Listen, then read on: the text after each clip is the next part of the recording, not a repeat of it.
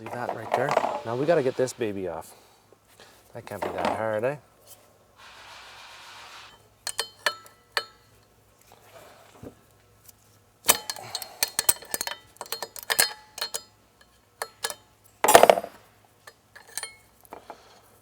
One of those. The secondary spring is under tension behind this, so it's going to come out. Make sure you have a hand on it. It's a big old washer. Bam. Now I am paying attention to where the top of this is, just so I do have a bit of a, that's the top. All about the alignment.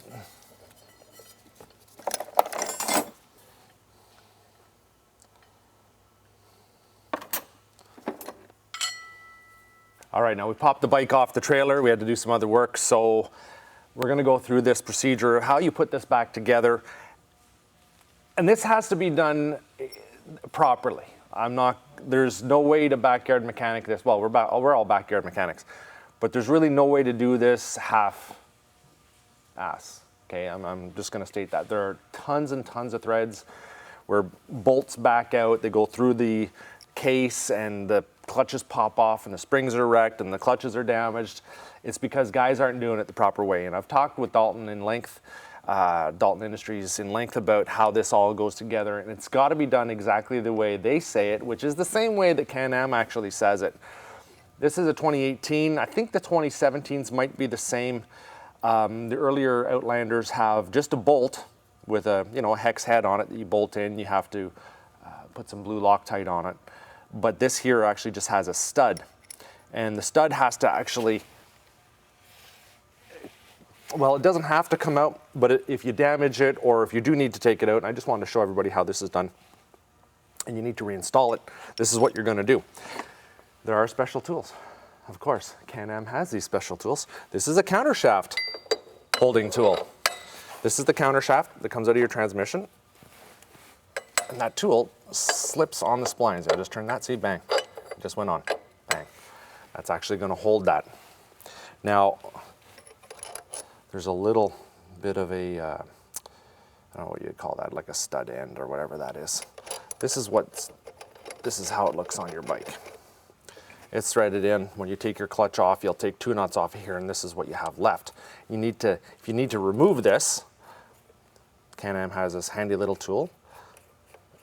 And this is just for information purposes only. That goes on till the end of the threads where my finger is.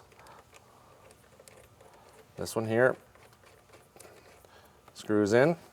You tighten these two together and then you back this out, and that stud will come right out for you. That's how that's done. We're just going to replace it. So I'm going to do the same darn thing. This is very easy. 2 5/8 wrenches.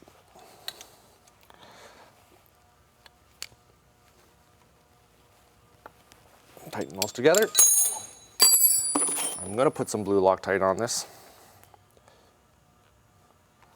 So you just screw that in. Since can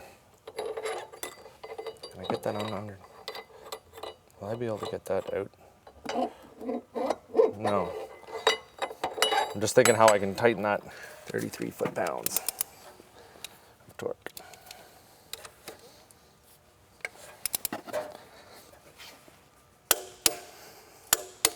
That's it.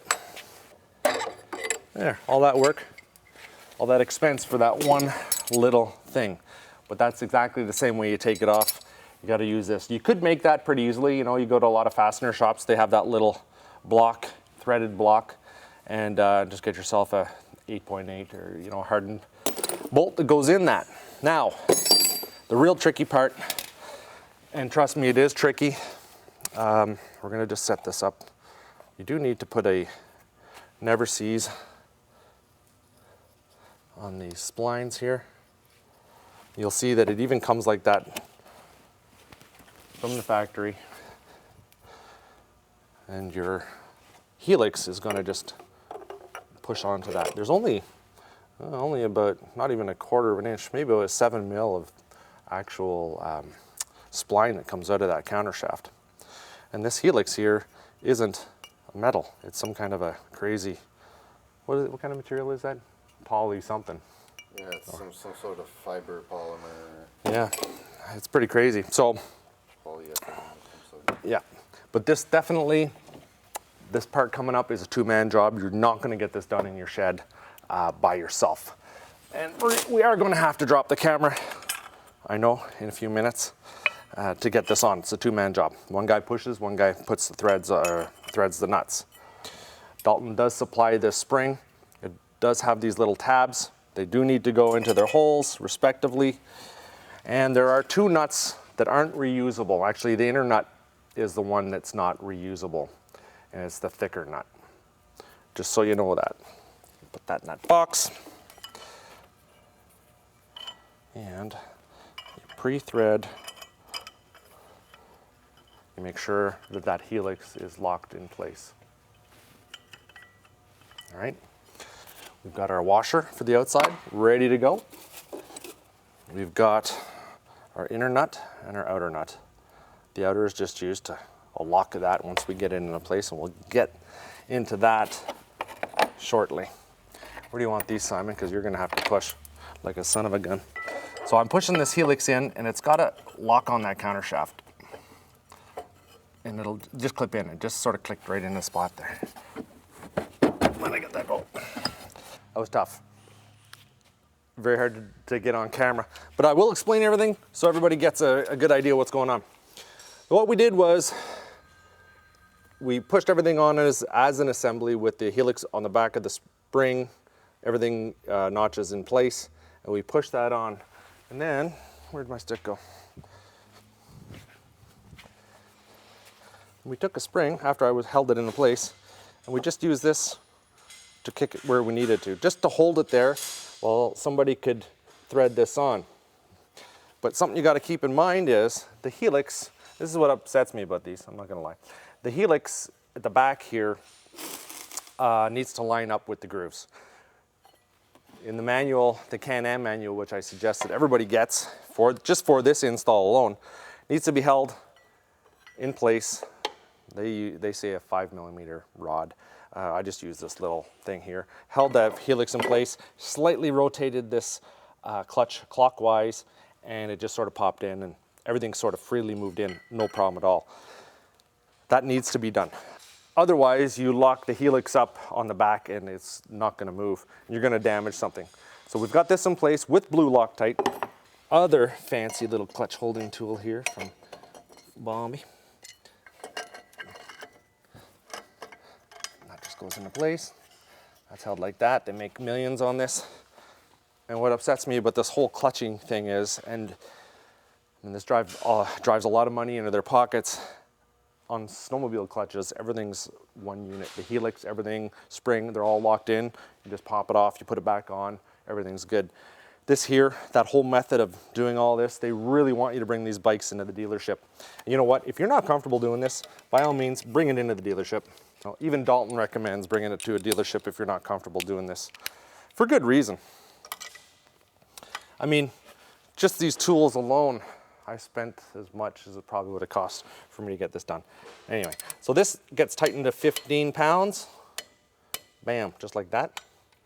See, that's 15. And then that nut needs to get clocked another 180 degrees. That's extremely important. If you don't clock that nut exactly 180 degrees, it's going to come flying off. That whole clutch assembly is going to come off. The secondary spring is going to get destroyed along with the helix. At the dealerships, they have a special torque wrench with like a little flywheel indicator on it that tells you how far everything moves. I think we can mark this, Simon, with a marker, eh? Actually, I'll mark it here. I'll mark it here. So I've got to turn that 180 degrees.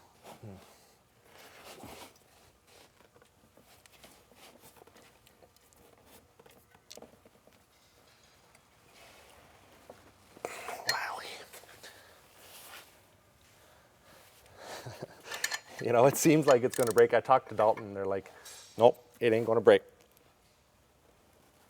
You just need to do it. If you don't do it, it's gonna come off. That's it. And they probably, maybe went over it a little tiny bit. Hey? That's pretty good. Pretty good. 185 degrees. That's 185 degrees. And I'm pretty sure that's why they tell you to use new ones. Now in the manual with this bike, they don't tell you to use a new stud. With the old ones that was a bolt, they did tell you to use a new one. I'm putting a new one on anyway. That's just me. Now in the manual it says that that little counter nut, well, that's the holding nut, needs to go up to 26 pounds. That's 25, 26.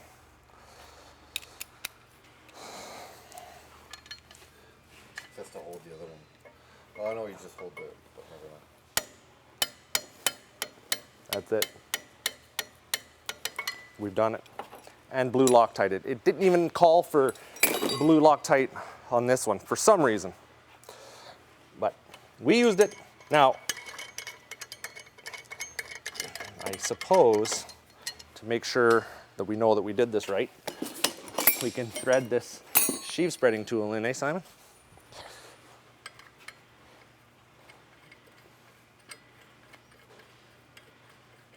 And if we did it right, the sheaves will spread. You know what I'm saying? Yes. What do you think? I think so. You think it's gonna work? Oh yeah. You have to get the belt on anyway. That's right. Of course it works. Oopsie.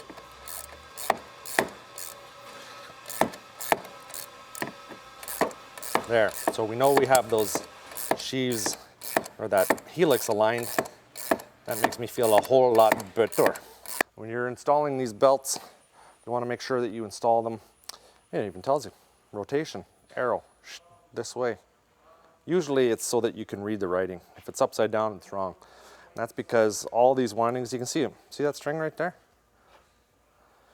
These are wound in such a way that if they start to fray and come off, this way it's going to go with the clutches, no problem.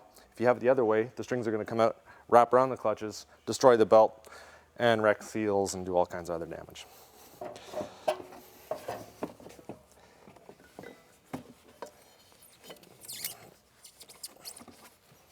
One of those. This is what I'm doing. I'm just backing this out. See how loose and sloppy that belt is? After I get this out of here, I'm just going to do this. Bang, bang. Bam. It'll just click around and it'll set itself to where it's supposed to go.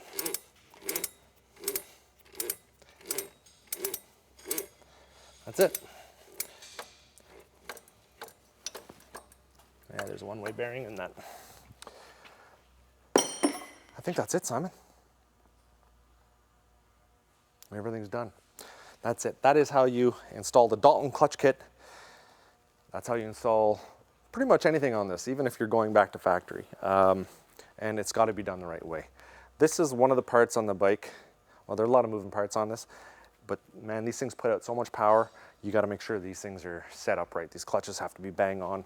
When they tell you to torque these down to the right values, make sure you do it. That's all I got to say about that. Thanks for watching as usual. Make sure you give us a call. We can get you that DALTON clutch kit. We can get it for just about any bike out there. We can get you everything you want, tires. We can get you clutches. We might even do that in the future. All right? Thanks for watching. Ooh, we got to put our new cryptids on. Check out our new cryptid tires. Aren't they animals? Now, it came with 30 by 9 by 14s. I know I'm on a tangent here. But they're actually only 29 tall. So we got the actual 30s, and they're 10 wide. I'm loving these cryptids for what we do. That's another video. Thanks for watching.